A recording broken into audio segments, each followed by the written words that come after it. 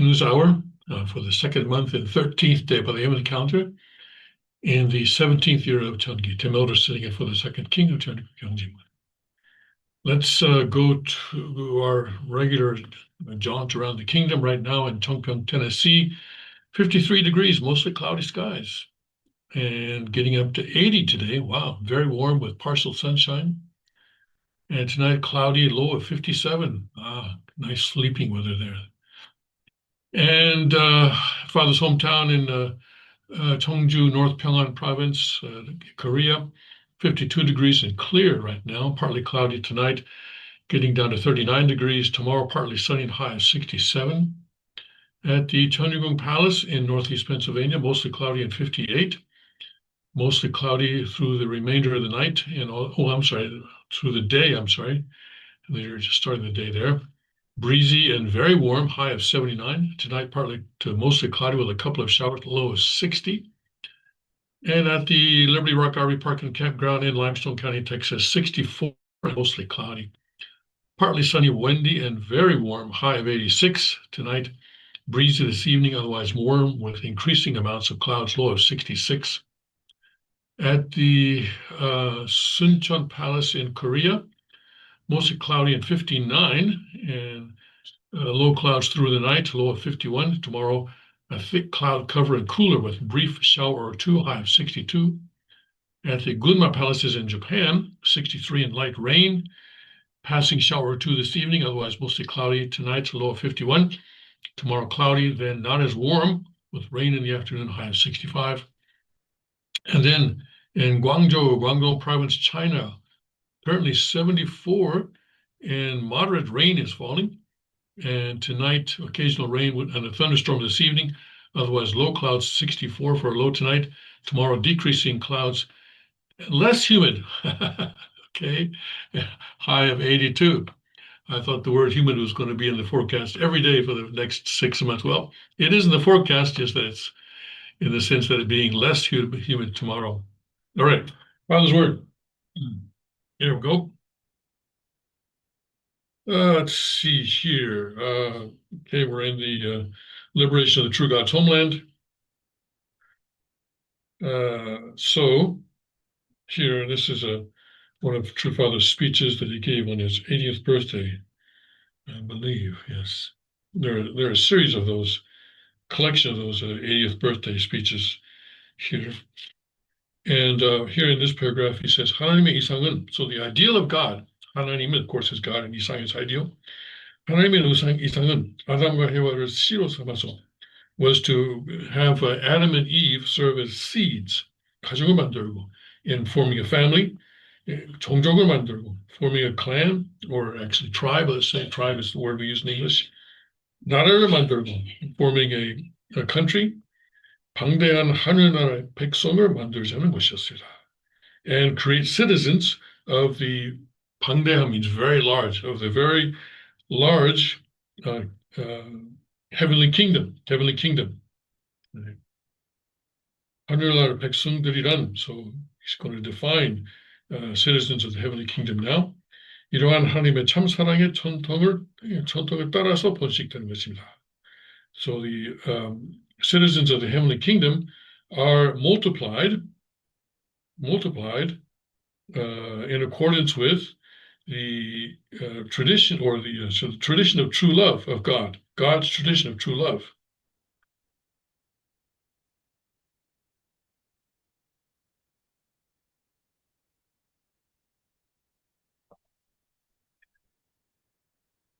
What I say directly contradicts the theory of Charles Darwin. Charles Darwin gets his name mentioned there.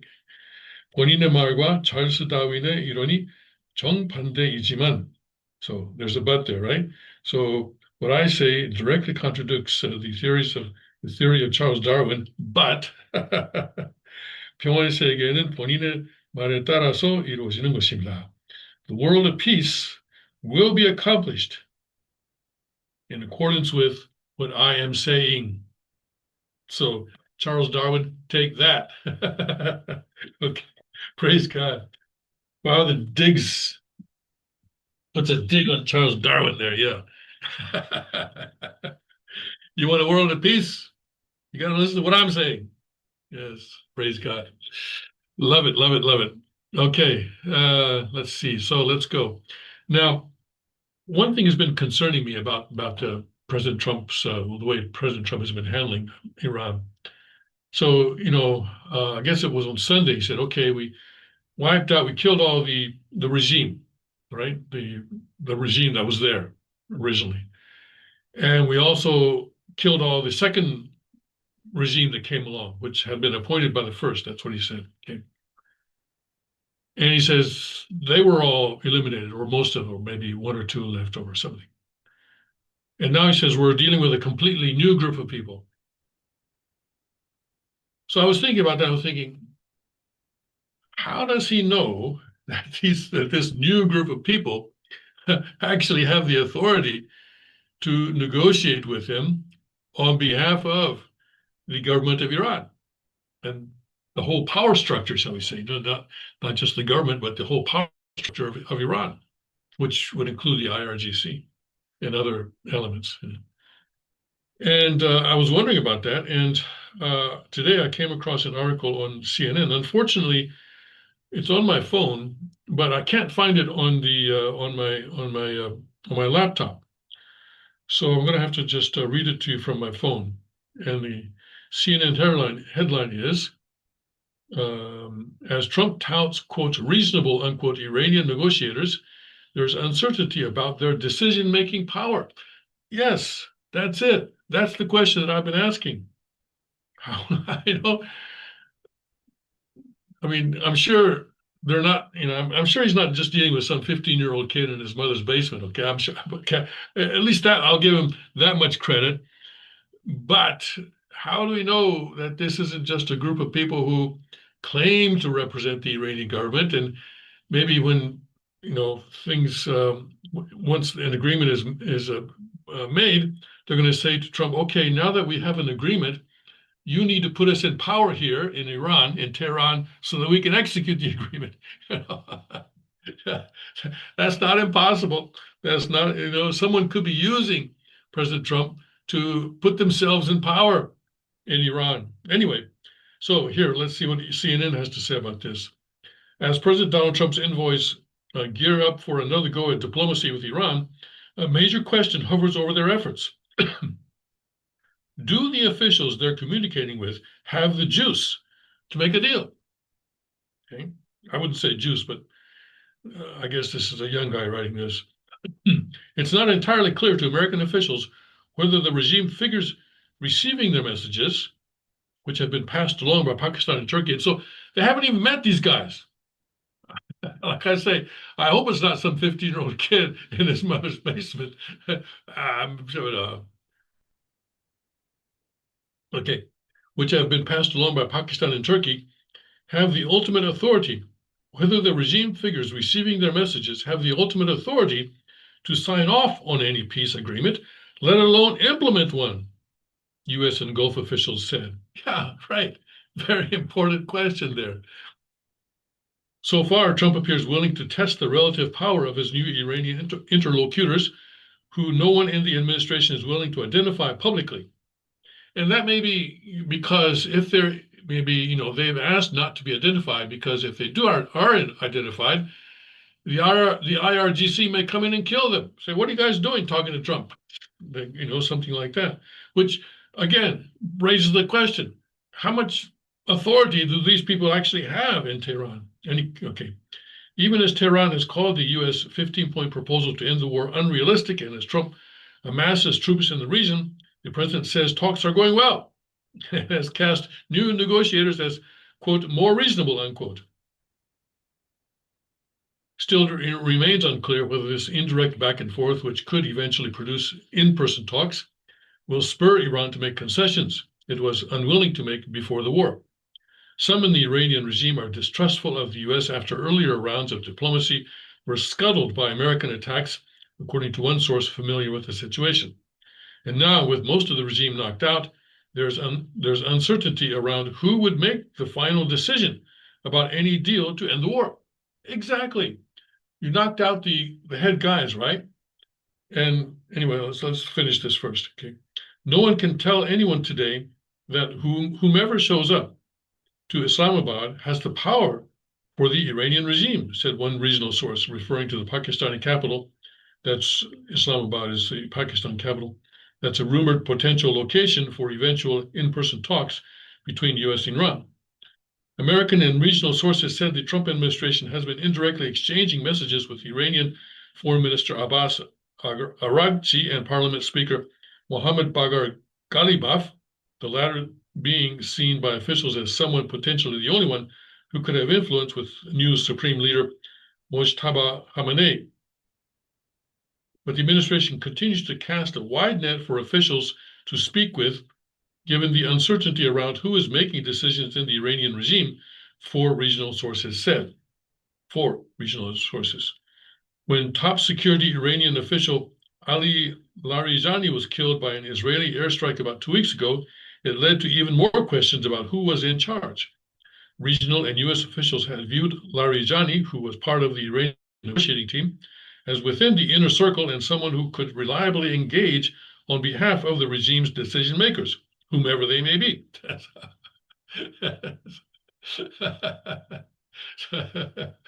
So you're negotiating, all right, through a curtain, and you don't know who's on the other side of the curtain.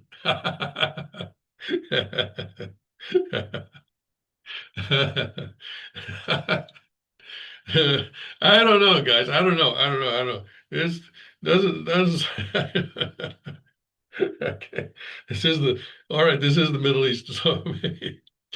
So diminished are the upper ranks of Iran's Islamic government that even the second options for many positions were taken out as part of the joint U.S.-Israeli war that began a month ago. The one regime was decimated, destroyed. They're all dead. The next regime is mostly dead, Trump said Sunday night on Air Force One. Now the president said Iran has moved onto a third regime that U.S. officials are indirectly negotiating with, calling them a whole different group of people. In other words, they're relatively unknown, right? To people in Washington and in Israel as well. Complicating matters is the unknown status of Mojtaba Khamenei. Top American officials have said publicly that they believe he is wounded or even dead, though Iranian officials insist he is alive and in charge. He hasn't been seen or heard since he was elevated to supreme leader after his father was killed, and communicates only through written statements. No one has seen him. No one has heard from him. Secretary of State Marco Rubio said on Al Jazeera on Monday. He said the regime structure in Iran is very opaque right now. It's not quite clear how decisions are being made. Mediators from Pakistan and Turkey are also running into difficulty communicating with Iranian officials since they are often away from phones or devices for long stretches, hunkered down to avoid being killed. It's not easy to get response in a short time from that country, so more time has to be afforded as a prerequisite for dialogue down the line, said a source familiar with the ongoing efforts. Those communication challenges have only aggravated doubts among U.S. officials about who has real authority in Tehran. Still, officials inside the administration insist the negotiations are real, if preliminary, and that Trump remains hopeful for a deal. At the end of the day, we have to see these people end up being the ones in charge, seeing if they're the ones that have the power to deliver. We're going to test it, Rubio said in a separate interview on ABC News, adding that the U.S. has to be ready for the probability that those in charge are not more reasonable than the regime leaders before the conflict. The Secretary of State conveyed some of the administration's thinking or talks with Iran, including uncertainty about the decision makers, to his counterparts at a G7 meeting in France last week, according to people familiar with the conversations. So far, both sides are privately taking the talks seriously, even if an in-person meeting doesn't appear likely this week, U.S. and regional officials said. Trump's envoys, Steve Witkoff and Jared Kushner, have been leading the American diplomatic efforts, and Vice President J.D. Vance could represent the U.S. at potential talks if they materialize, officials have said.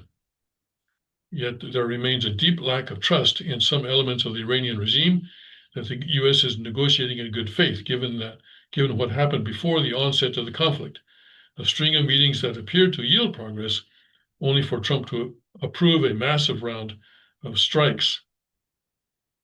a subset of regime figures. So that's kind of a dig by CNN, right? I mean, they're blaming Trump. There was a deal that was almost within reach, and Trump just sort of went ahead anyway. But President Trump's view is different. He was saying that, look, this is not going to lead anywhere. They're just wasting our time. We need to go now. So that's, it's a difference of perspective, and CNN is taking the Iranian perspective, and also I think what is it, Dubai, I think, or UAE is also sort of saying that was the case. But um, as people have said, it's up to the President of the United States, the Commander in Chief, to decide: do we need to continue the negotiations, or do we need to attack now? And that was what he decided to do. A subset of regime figures remains opposed to negotiations, given that history. The person familiar with the situation said they're just using that as an excuse. The group doesn't want to be fooled again by Trump, particularly as he sends additional American troops into the region and issues threats against Iran's civilian infrastructure. So, and then the White House on Monday downplayed Iran's pessimistic response to its 15-point proposal, which the Foreign Ministry called unrealistic, illogical, and excessive. Yeah. Well, World War II, the Allies, when they were the Allies presented Japan with forgotten how many, but a number of proposals to end the war, and eventually, it took the firebombing of Tokyo, the 2 atomic bombs, and then finally Soviet Union declaring war on Japan to bring Japan to its knees, the military authoritarian government to its knees. And I know some people are saying that, well, the atomic bombs were unnecessary because Soviet Union was going to attack anyway, but it was the atomic bomb that brought the Soviet Union into the war, because Roosevelt had been telling Soviet Union, "Come on, you guys, give us a hand here," and they've been delayed, and finally, I think it was August 8th was I'm not sure, but finally, the Soviet Union decided to enter the war after the first atomic bomb, realizing that if they didn't enter now, that they wouldn't be able to have any say in the post-war situation. So anyway, so in Japan also, there were a series of proposals which Japan continually rejected, until finally they just had no choice. It was either to accept the unconditional surrender or truly get wiped out. And maybe Iran is going along that sort of same course. 15 points, they say, oh, this is excessive. Oh, this is unrealistic. Okay, well, wait a little longer, and then they may have to surrender unconditionally. In other words, without any kind of ifs, ands, or buts at all. President Trump has said that if they don't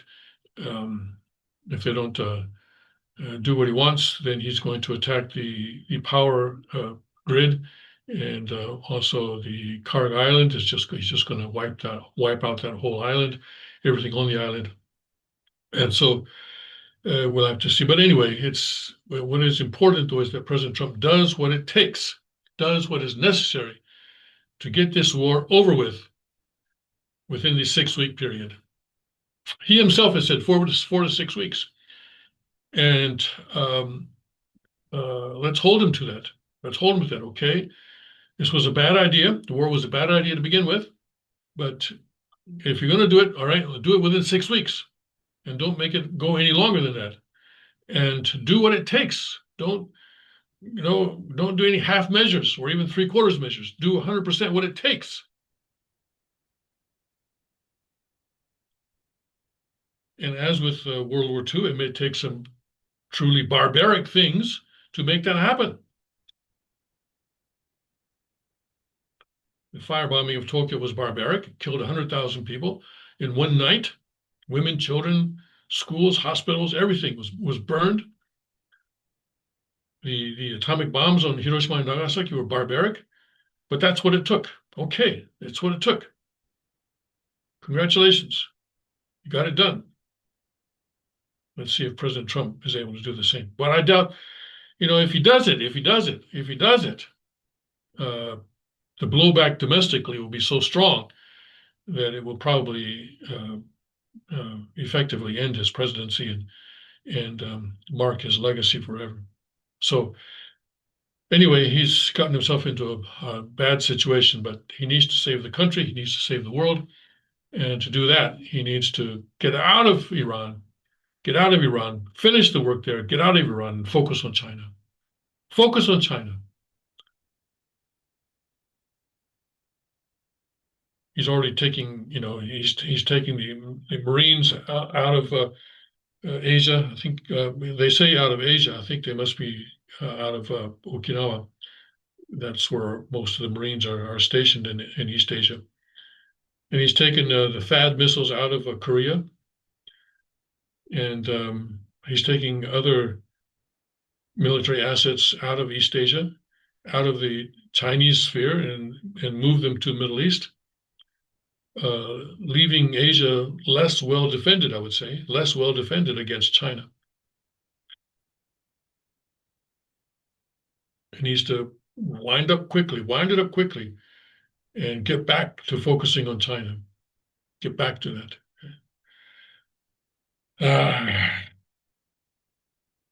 So anyway, it's this week and next, right? Yeah, it's this week and next. That's what it is. This week and next. He said 4 to 6 weeks, all right? We're in the 5th week. So it's this week, 5th week, next week is the 6th week. So it's this week and next. He's got to do it. He's got to do it. All right, so let's see what else is going on here.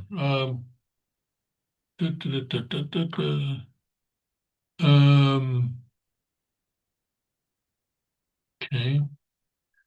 Yeah, the war is going to be having a lot of ramifications, and certainly the economic ramifications are a big part of it. See, right now, let's look at the oil. Let's see here, over here. So yeah, so the West Texas Intermediate 103 and Brent is 107. Brent is basically holding steady compared to yesterday, but the U.S. West Texas Intermediate is up almost close to a percentage point.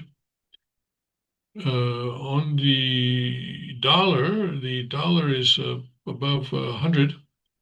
So the war has been sort of pretty good for the dollar, at least for now. The Korean won has really taken a beating, and it was down, or the dollar was up against the Korean won today by almost 1%. Korean won is really, it's at its lowest level since the Asian financial crisis. I think of not the Asian financial crisis, but the I guess the global financial crisis of 2007 and 2008. So it's really taking a beating right now. Japanese yen 159.6, so it's basically holding steady. Chinese currency 6.9. So Chinese currency is strengthening a little bit against the dollar. Okay. Let's see here. So the war in Iran could lead to a U.S. inflation shock. Mohammed El-Arian. We had a story by him, or we're quoting him yesterday, right? He's a very well-known British economist, actually. Despite his name, he's a British economist, and he gets quoted a lot. I guess he's Allianz chief economic advisor is the way he's being introduced here, but I think he has a number of titles. The ongoing war is poised to deliver a significant inflation shock to U.S. consumers, with economic effects cascading from energy prices into broader household spending, according to Mohammed El-Arian, Allianz chief economic advisor. I do think we're going from a price shock to a price shock and a demand shock. Ilarian warned, expressing concern that the resulting inflation will translate into reduced spending, particularly among lower income households. In an interview with the CNBC, Ilarian explained why he is more worried than the average observer about the economic fallout. He characterized the conflict as an asymmetric war involving multiple parties who all believe they are winning, which makes resolution extremely difficult. No. Let me say something before we go.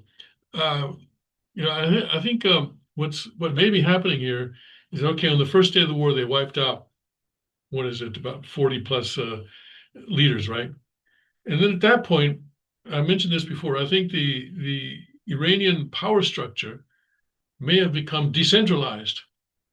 And so you have commanders and you have various people in various parts of the country and branches of the military and IRGC and so forth, making their own decisions based on instructions they were given previously, prior, but within their own sort of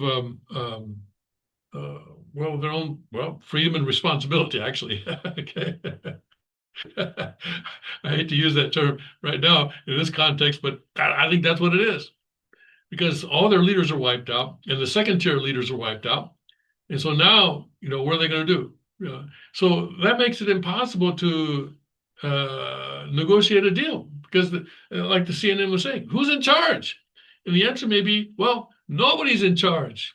The people who have gone to spirit world, they may still be in charge based on the instructions they gave prior to going to spirit world. So in an emergency, if the Americans come and bomb us and I get killed, then this is what you need to do. Those kinds of instructions. And these people are going to follow those. Because why? Because they believe in spirit world, by the way. They believe in spirit world, and they believe that they need to protect their faith, or their version of the faith, I guess you could say.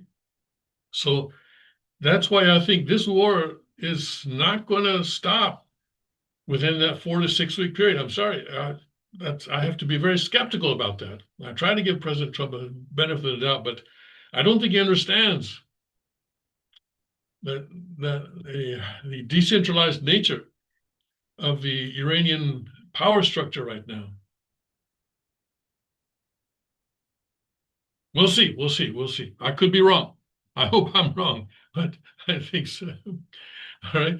So now Ilarian is saying, yeah, we got a lot of people, and each of them thinks they're winning.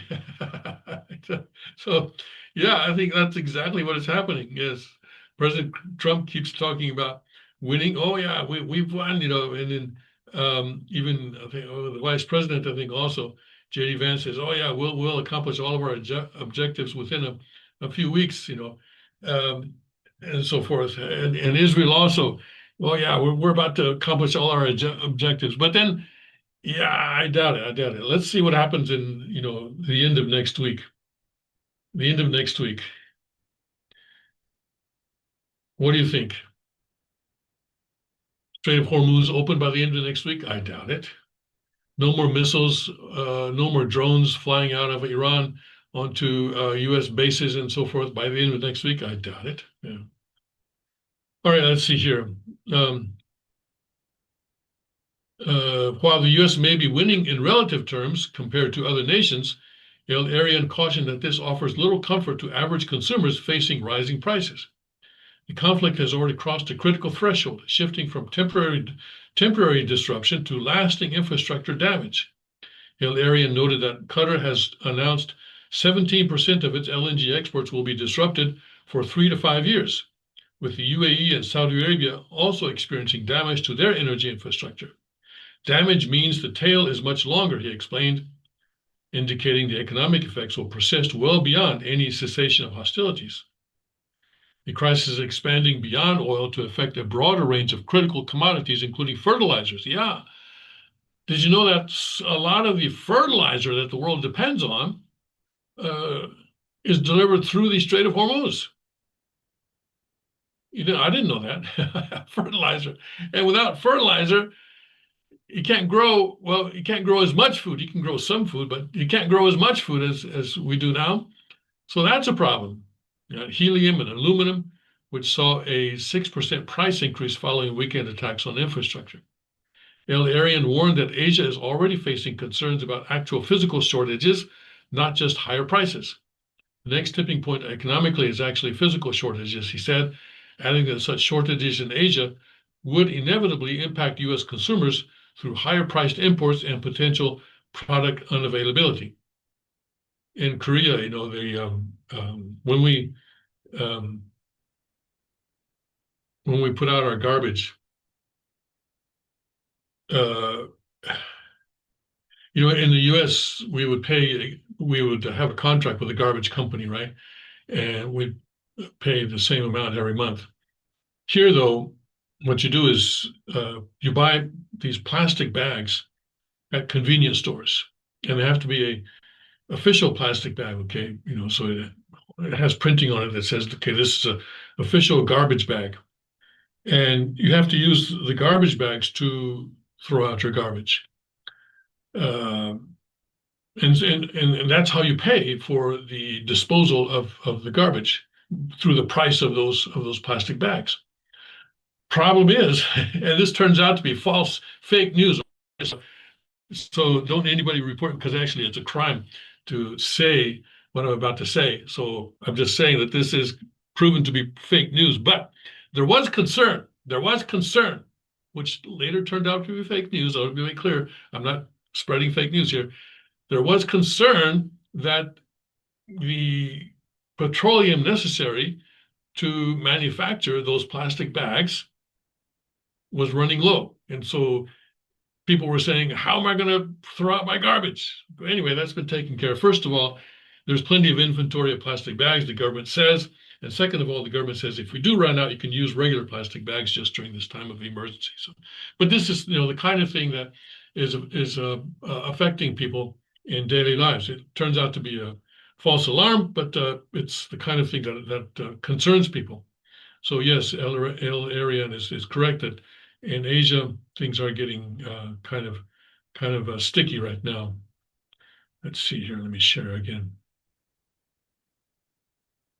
Okay. Okay. And markets remain insufficiently prepared for the economic reality, according to El-Arian, who pointed to a massive gap between physical oil prices in Asia, currently at $140 to $150 a barrel, and futures prices. Right. So, 103, 107 that I showed you a while ago, those are future contracts. Whereas 140 and 150, this is the current, or the spot price of oil in Asia. He criticized the persistent mindset that this is transitory among equity investors who believe they can simply look through the short-term effects. Perhaps most concerning, El-Arian emphasized that policymakers lack the tools they've relied on in past crises. With the U.S. already running a 6% deficit and inflation elevated, the Federal Reserve has limited flexibility to intervene. And this is what the Korean government has been saying, by the way, about the fall of the decline of the Korean won against the U.S. dollar. They said there's nothing we can do about it. If this were due to domestic factors, we could do something about it, but it's not. It's due to factors that are outside of our control, namely the Middle East and the Strait of Hormuz. And so there's nothing we can do. And so the Korean won just keeps on going lower and lower and lower and lower and lower. And we'll see how low it goes.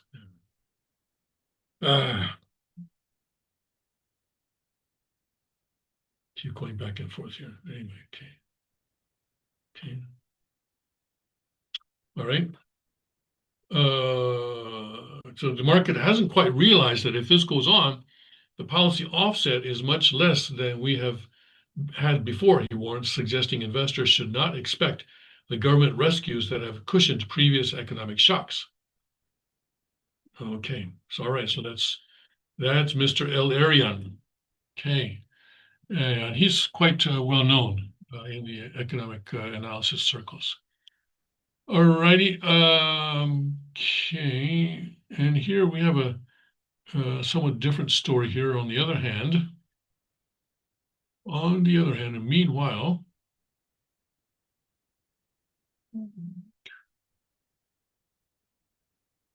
Japan unveils new long-range missiles to defend itself. Mm. Yeah, Japan is building quite a strong military.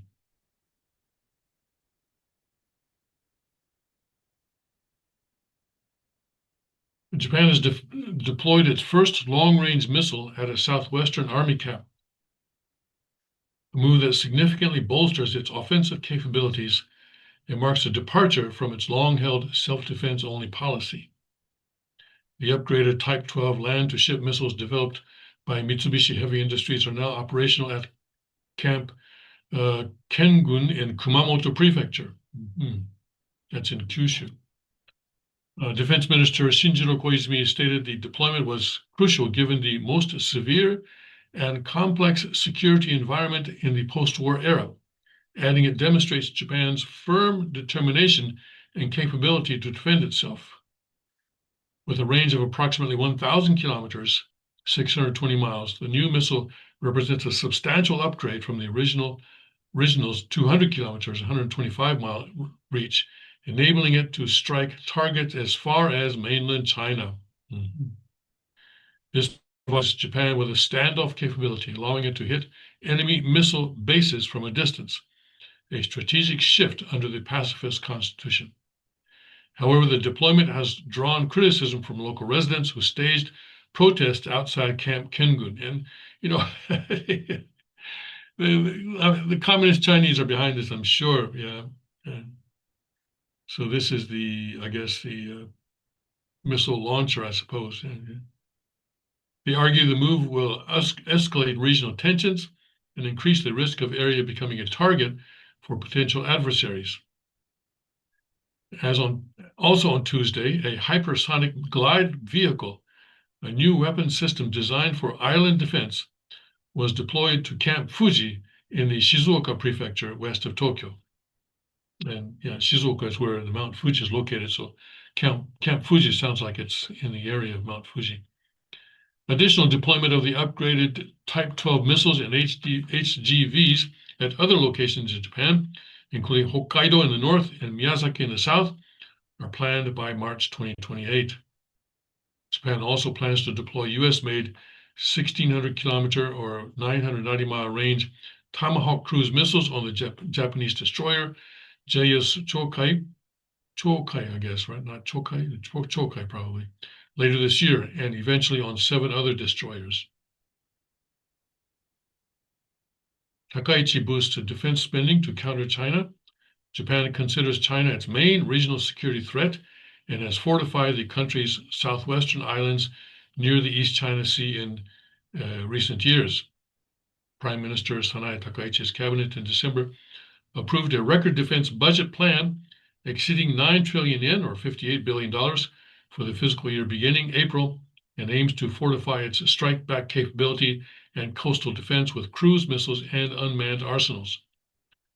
Japan last June spotted 2 Chinese aircraft carriers almost simultaneously operating near Japanese remote islands in the Pacific for the first time, sparking Tokyo's concern about Beijing's military activity stretching far beyond its borders. The defense minister last week announced the establishment of a new office dedicated to studying China's Pacific activity. Tensions have escalated further since Takaichi's statement on November that any Chinese missile action against Taiwan could be grounds for a Japanese military response. The Independent is the world's most free-thinking news brand. Okay, all right, thank you. They snuck that in at the end. Okay, this is from the British paper, The Independent. Okay. All right, so Japan is continuing to build up its military, or self-defense force, right? But this is how, Japan's constitution has been reinterpreted. I'm sure that the American team that wrote that constitution never imagined that Japan would have a military of this size. But anyway, Constitution has never been amended, but it's been reinterpreted. And this is a potential concern for the Chonigu Constitution as well. Chonigu Constitution says, it can never be amended. Okay. But It can be interpreted, and it will be interpreted. Um, let's see how that goes. Eventually, it'll be the responsibility of the king of each generation to interpret the Constitution. I suspect that's how it's going to work. But anyway, we don't know right now. We'll see how it all works out. All right, let's see here. What else we got? Let's see here.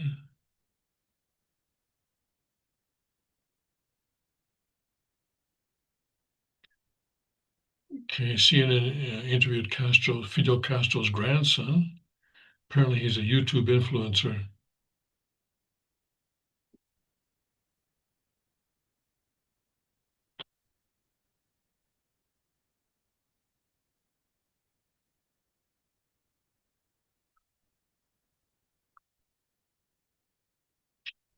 All right, let's take a look at the Epoch Times.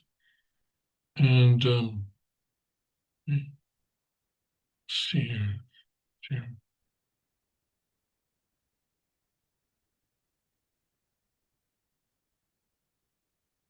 U.S. price hits $4 a gallon amid the Iran war. Okay.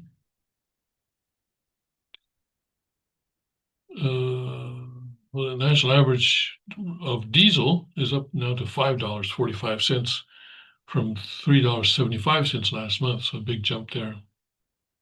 Rubio says Trump has options to reopen the Strait of Hormuz. Okay. Yeah. Right now, though, I'm not inclined to believe anything that either side is saying, including the U.S. side. Is Australian PM calls for a clear endgame to Iran war.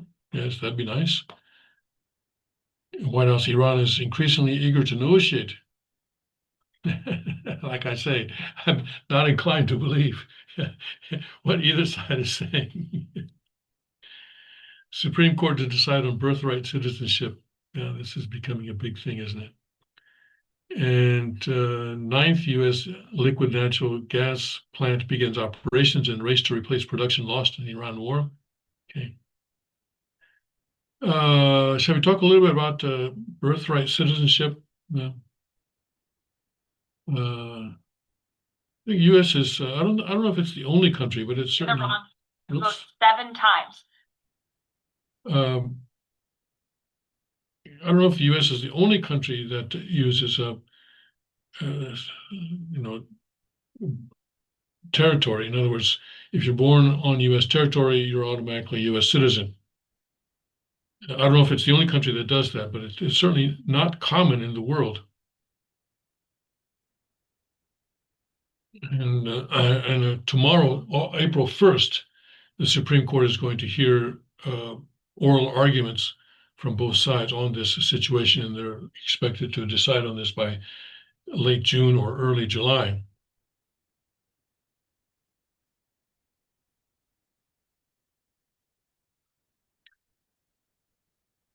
Oops, okay, this is okay. Okay, but it has become a big problem because China especially has sort of created this situation where pregnant women come and for the specific purpose of giving birth to a child here, and the child then is an American citizen, and then they take that child back to China, and then that child goes through the public education and the communist education process in China, becomes a loyal Chinese citizen with American citizenship.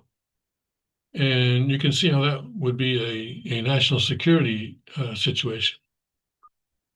And of course, now the head of one of the Mexican cartels is a U.S. citizen because his mother did something like that. So it certainly is complicating and it needs to be dealt with. And when the 14th Amendment was passed in the 19th century, right, soon after the Civil War, this kind of thing was not anticipated. It was getting to America from Europe or from Asia was not an easy thing to do. And yes, people went back and forth, that's true. But by and large, though, once people came, the majority of people would stay here. And if they went back, then they would probably recover their original citizenship rather than remain as a U.S. citizens. So the whole thing of citizenship, became I think, an important thing for people at large around the time of the First World War. I think I did some research on my ancestry, and my great grandmother came to America, and I could not find any evidence that she had actually become an American citizen during her lifetime. And it makes sense because why would she? Women in the 19th century, I don't think they could own property, and they couldn't vote. So citizenship was really not a relevant thing, not even relevant for her, right? And you could travel without a real ID driver's license. You didn't need any kind of certificate like a real ID driver's license to travel. So citizenship was really not important, but it was only for those who wanted to own property or who wanted to vote. Perhaps for them, citizenship was important, but for others, whether become citizen or not was not important. But then I think when people started to travel more after World War One, then passports came into being for one thing. But back then, when my great grandfather and grandmother came over from Europe, they didn't have a passport. I don't think. Uh, I don't see why they would. I don't think anyone had passports back then. They just bought a ticket for a ship, and they got on the ship and they came. And they came, and the immigration officer asked them, "Well, so what's your name?" And they put their name in a book, and that was it. But now in the modern era, citizenship has become a big thing, a very, very big thing. And we have this amendment that was passed in the 19th century that was actually intended for something entirely different. It was intended to make sure that Black Americans who had been freed from slavery would be able to enjoy the rights of citizenship just along with everybody else. And so it said, okay, if you're born here, you're a U.S. citizen, or if you're naturalized here, you're a U.S. citizen. Anyway, so there's going to be a big debate on this tomorrow at the Supreme Court, and probably a lot of discussion in it in the media between now and next June, July, and we'll see how it shakes out. But right now, it looks like the Supreme Court may be limiting the situation. But then people are saying, well, then my children become stateless. I don't know. I think most countries, have ways to where a child can be registered with the local embassy and have the citizenship of that country.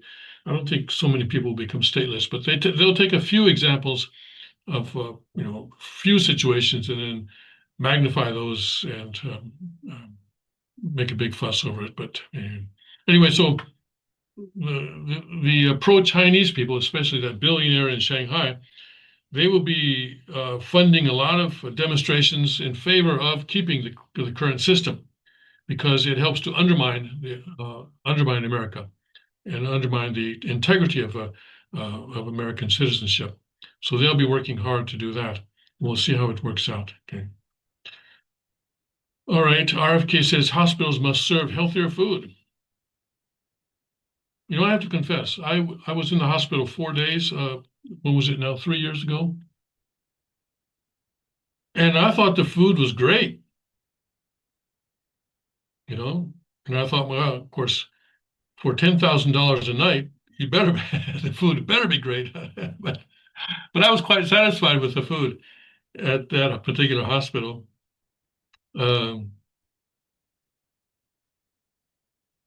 Yeah, I don't know if RFK Jr. would approve, but I was quite pleased. I mean, they had everything that I wanted. The only trouble was that as soon as I recovered my appetite, they discharged me. That was the only complaint. Oh, his appetite is back. Better get him out of here. He's not sick anymore. Uh,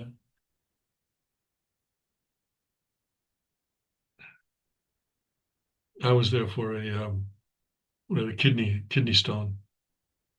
Anyway, okay. Let's see here. What are we looking at here? Okay, 4 things to know about SCOTUS case that could end birthright citizenship. Okay, well, RFK's Jr. says hospitals must serve healthier food. American Heart Association recommends sourcing protein from plants instead of meat. Oh, no. No, no, no, not a good idea. Not a good idea. Uh, Soybean bulgogi? No, I don't think so. You know, uh, what is Rubio saying here? I don't even want to see. All right, let's see here if there's anything here. Plane passenger try. Okay, let's read.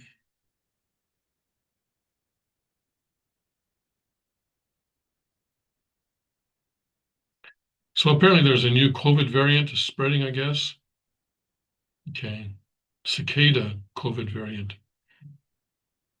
But you know, a lot of people that I've heard are suffering side effects from those vaccines. So anyway, do your own research. Do your own research. Yeah, and don't be. My wife and I have a doctor here who can't believe that we haven't taken any COVID shots. But yeah, but do your own research and make your own decision. All right, let's see here. Iran war hits home. Last shipment of jet fuel nears UK, and households' bills to go up by 288 pounds. Wow, that's a lot. What's that, about $400? I'm not sure. I don't know right now. Uh,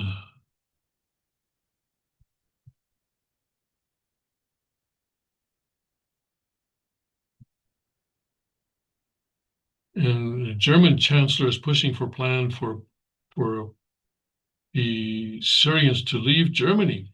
So what is this? Are Europeans taking a page out of Trump's book? I guess so.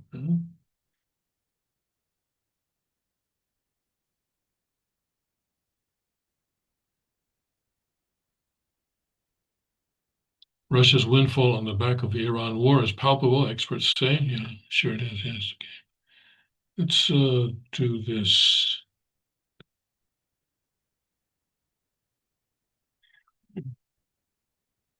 Yeah, we haven't looked at Brightbird yet, have we?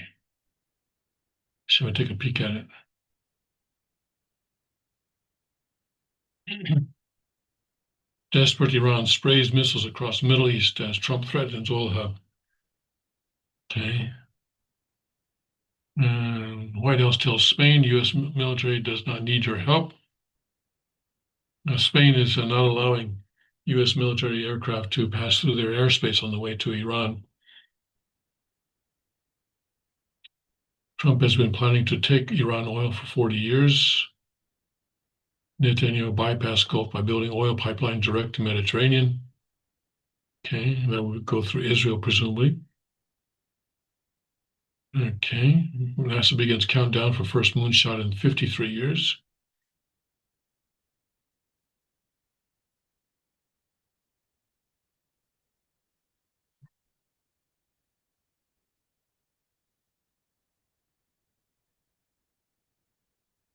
And this guy's saying we want ICE not funded until there are reforms, if at all. But actually, ICE is funded right now. It's the TSA that's not funded, but ICE is funded. I don't know if he realizes that. I presumably does. But people sometimes say things that sound stupid, but it's not because they don't know. It's because they think they're talking to an audience that they think is stupid. And this may be an example of that. Let's see here. Kansas GOP overrides veto of bill protecting pro-life pregnancy centers. Let's take a look at this. Kansas Republicans overrode Democrat Governor Laura Kelly's veto of a bill protecting pro-life pregnancy centers on Friday. The GOP-dominated Kansas House and Senate overturned Kelly's veto within hours of her decision, Kansas Reflector reported. Kelly claimed in her veto announcement that Kansas do not want the government involved in private medical decisions. That means we shouldn't be spending tax dollars trying to interfere with that very personal, very private medical decision, she said. That's why I'm vetoing this bill. The Kansas House voted 87-35 and the state Senate 30-9 to override Kelly's rejection, per the report. Well, good for them. The legislation, House Bill 2635, exempts pregnancy centers from regulations that mandate what information services and resources they provide on pregnancy, childbirth, and parenting, according to them.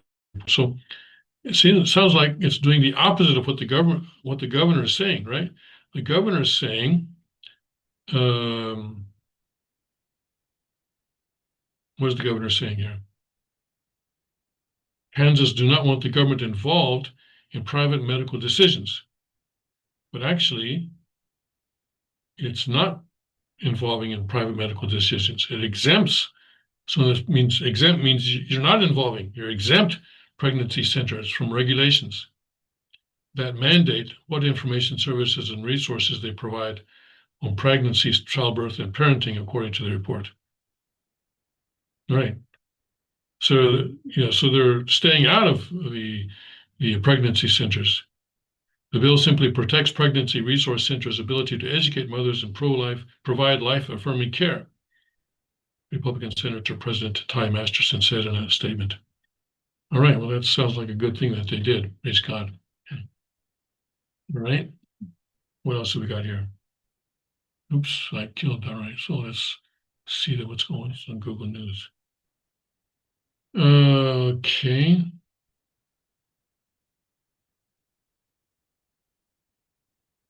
Supreme Court hearing on birthright citizenship. Yeah, people are going to be bringing out their babies and say, "Oh, my baby is going to be stateless." Latino Republicans in South Texas turn on Trump over birthright citizenship. But the thing is that I think it makes sense because the rule what President Trump put in his executive order is that, okay, if the father or the mother, I think, if the father or the mother are in the United States legally or a legal citizen, then it's okay. And people who are in favor of limiting birthright citizenship point out that if an American is born overseas, they have to actually go to a consulate and they have to fulfill certain conditions in order to become a U.S. citizen. It's not automatic.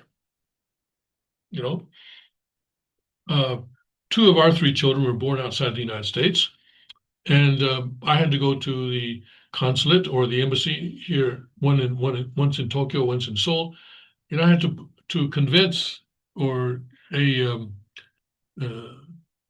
guess a diplomat, you would say, an embassy employee, that I had met the conditions for my newborn child, to be an American citizen. So it wasn't automatic. So it's a little bit unfair if people just because of the fact that they're in the U.S., regardless of the parents' legality and so forth, become American citizens. Anyway, that's my opinion. Anyway, but we'll see. I don't know if this is really all that important from a providential point of view. Okay. Woman allegedly shines laser at airplane, fakes medical emergency to avoid arrest. Yeah, shining lasers at the airplanes is very dangerous and very bad. Okay. Two astronauts will descend alone and they may never come back. I guess they're talking about Mars.